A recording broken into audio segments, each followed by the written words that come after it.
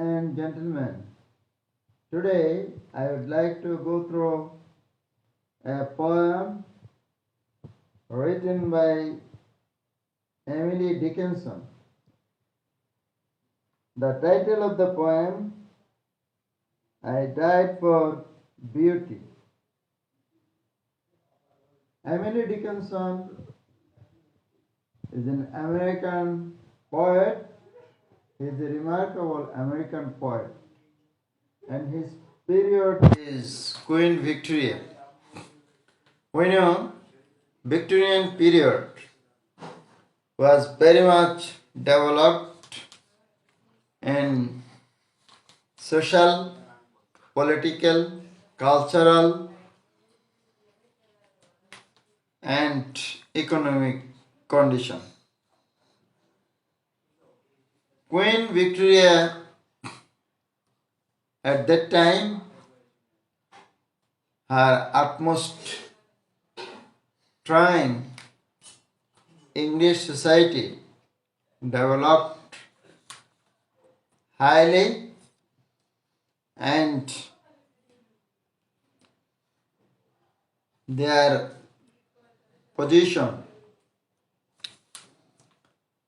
was very much high, and they at that period they conquered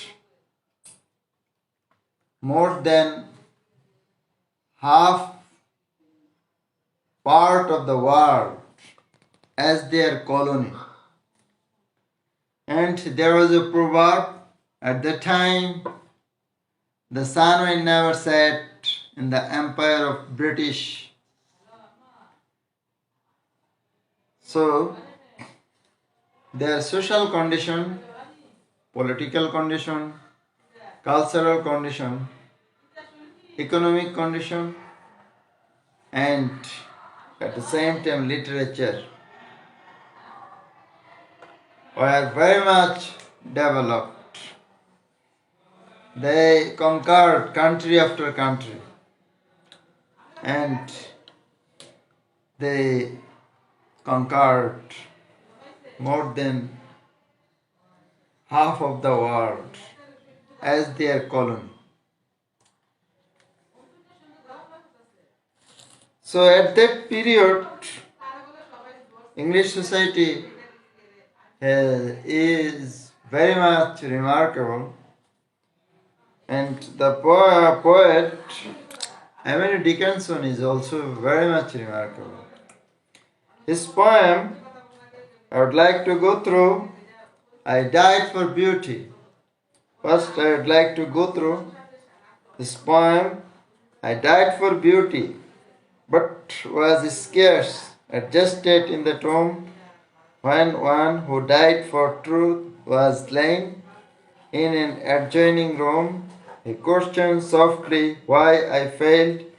For beauty I replied, and for truth the two are one. We brethren are, he said, and so as kinsmen met a night, we talked between the rooms until the moss had reached our lips and covered up our names. This is the poem. Now I would like to go through from my own language in prose order.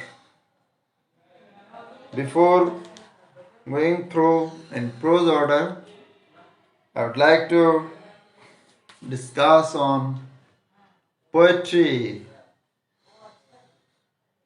I have told you before, poetry is the spontaneous overflow of powerful feelings. It takes its origin from emotion recollected in tranquility, says William Wordsworth. William Wordsworth, a remarkable romantic poet, he says this, and it is the image of man and nature. Poetry is both music and song.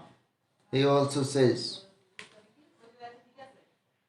T.S. Eliot says poetry is the criticism of life.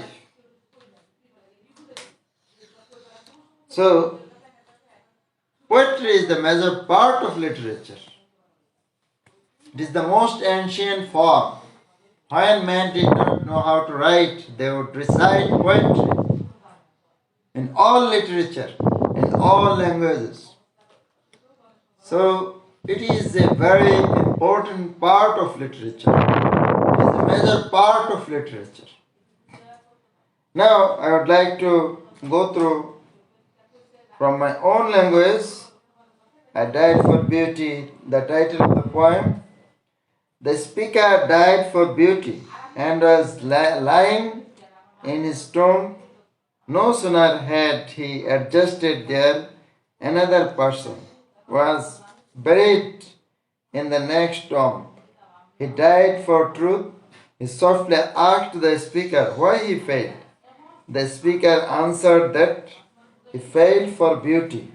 Hearing this, the latter said that he failed for truth. He then added that truth and beauty were same, and so they were brothers. Now that they were kinsmen, they kept talking with each other until the moss covered their lips and names. Beauty and truth. Beauty and truth, truth, beauty, says John Keats, a remarkable romantic poet. A thing of beauty is a joy forever, also says John Keats. So, poetry is the most important part of literature we should remember. That is why we should go through poetry very attentively, very sincerely, and we should try to understand the poetry, reading again and again. It is also called both music and song. We know everybody prefers song, everybody prefers music. So poetry is called both music and song, says William Wordsworth. Dear students, I would not like to say more today. I would like to finish here. And I welcome you all. Thank you all.